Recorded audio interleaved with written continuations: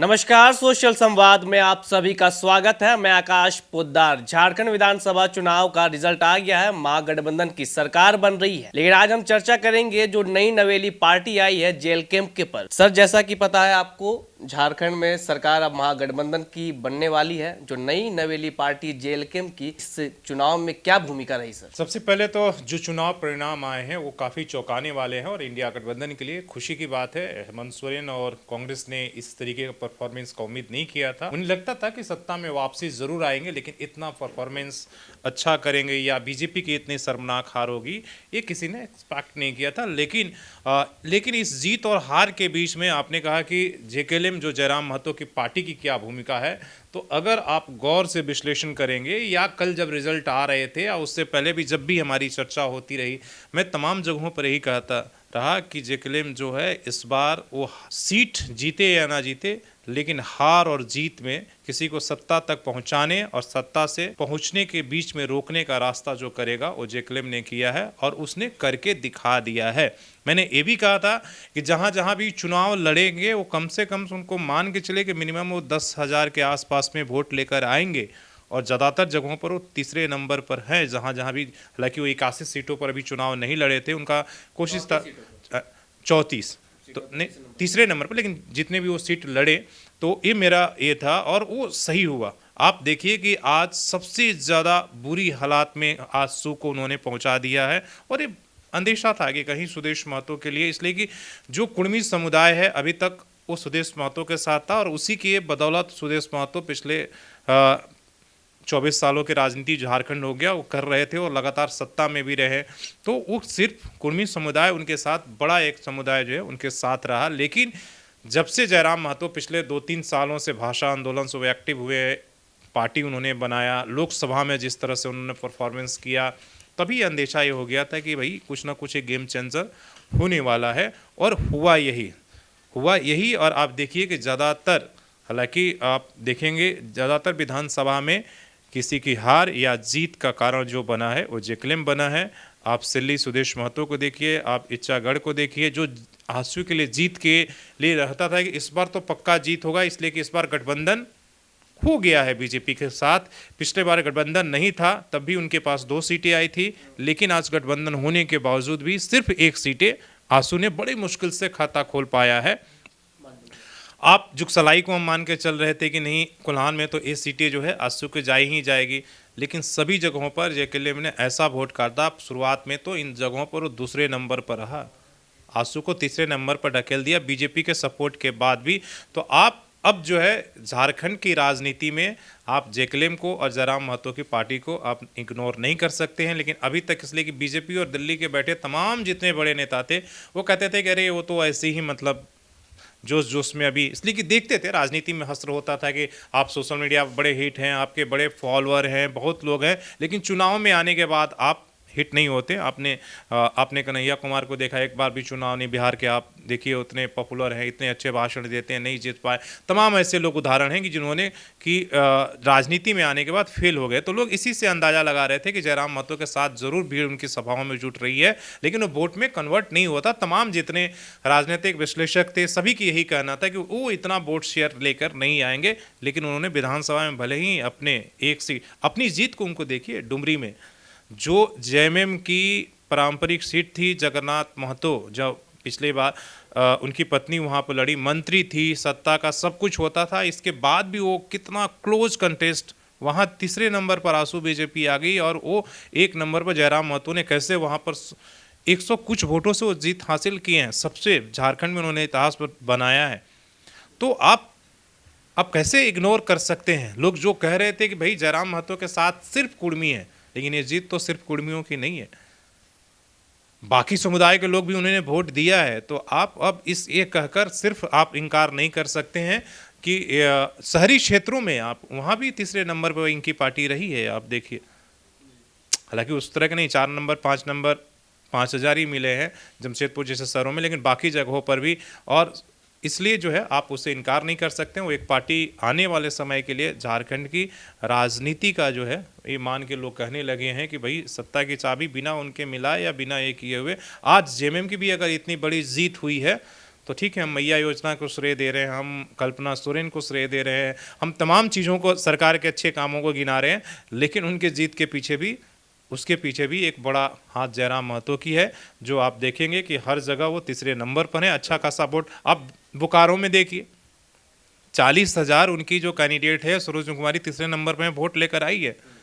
वहाँ कांग्रेस की जीत हुई है, बीजेपी की इतना बड़ा वोट बैंक रहने के बाद, शहरी क्षेत्र होने के बाद भी। तो आप कैसे इग्नोर कर सकते हैं कि अगर वो 40,000 वोट नहीं आता तो कहीं ना कहीं वो बीजेपी आसू या किसी के भी पक्ष में तो जाता, वो तो जीत होती उनकी। आप चंदन कियारी में देखिए, अगर उमाकांत रजक का ये हुआ है, दूसरे नंबर पर उनका कैंडिडेट ये रहा है।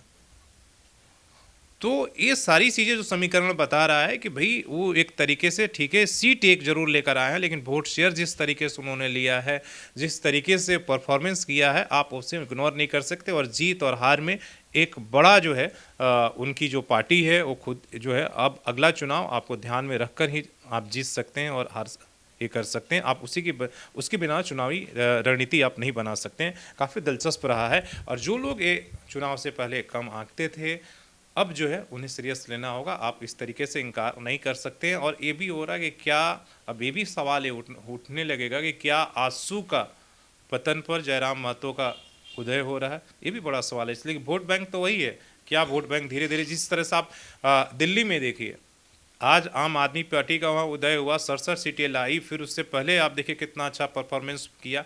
वोट बैंक तो वही था, तो क्या हुआ, वहाँ कांग्रेस का एकदम पतन हो गया और सारा वही वोट बैंक आम आदमी के पार्टी के पास शिफ्ट हो गया। तो उसी तरीके से अगर किसी नए पार्टी का उदय होता है तो आप समझ के चलिए कि वोट बैंक तो वही है। वही वोट बैंक एक जो है, जो अभी क्या है पूरे देश में, अभी देश में है या तो बीजेपी के पक्ष में है या तो उसके विपक्ष में। दो तरह के वोट बैंक है, या तो उनके पक्ष में जाने वाले लोग हैं या तो विपक्ष में। तो जो लोग उनके विपक्ष में हैं, जो जहां बीजेपी के सशक्त विपक्ष है उसके तरफ जो एक तरीके का वो विकल्प देता है, उसकी तरफ वोट बैंक शेयर हो जा रहा है। और यहाँ वही ये हुआ कि जो आजसू का वोट बैंक है और जो आजसू से या उससे थे जो जेएमएम से, वो जयराम महतो की तरफ जा रहे हैं। वो उधर उन्होंने वोट, जिसको बीजेपी या इंडिया या एनडीए का गठबंधन पसंद नहीं था, उन्होंने जयराम के तरफ वोटिंग किया। और इसीलिए सिर्फ हम ये भी नहीं कह सकते कि केवल आजसू ही, इसलिए उन्होंने तो हराया इंडिया गठबंधन के कैंडिडेट को भी, बेबी महतो को जहाँ से उन्होंने जीत हासिल किया है, तो वो भी एक बड़ा फैक्टर है। सवाल यह रहेगा कि हम झारखंड में देखा जाता है कि जेएमएम के बाद भाजपा है, कांग्रेस है, उसके बाद आजसू का नंबर आता है। तो क्या लगता है आजसू का नाम हटकर अब जेलकेम बन गया? अब तो नाम क्या, अब तो वो उन्होंने वोट शेयर लाकर उन्होंने मतलब अपनी परफॉर्मेंस से आजसू अब खतरे में उन्होंने तीसरे नंबर को पार्टी बन गए हैं, वो तीसरे नंबर की पार्टी बन गए हैं। और अब जो है सोचना होगा, जो बीजेपी पर अब तक सुदेश महतो दबाव बनाकर वो सीटें लेकर ये आ रहे थे और कह रहे थे कि अगर वो आएंगे, तो कहा जा रहा था कि भाई बीजेपी कोशिश कर रही थी कि जयराम को भी अपने साथ लाए और सुदेश महतो, लेकिन सुदेश महतो को एक्सेप्ट ये नहीं था। तो क्या अब वो दबाव नहीं बना पाएंगे?